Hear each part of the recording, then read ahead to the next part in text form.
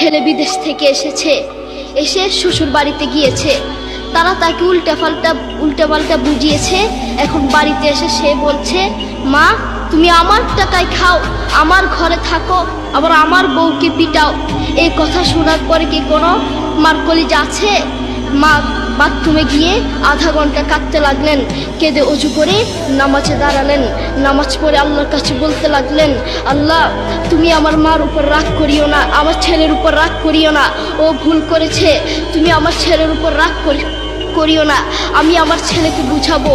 এরপর মা গিয়ে ছেলেকে বুঝাচ্ছেন, বলছেন, বাবা তুমি আমাকে বের করে দিবা, সমস্যা নেই, তুমি আমাকে বের করে দিও, কিন্তু আমার একটা স্বপ্ন আছে।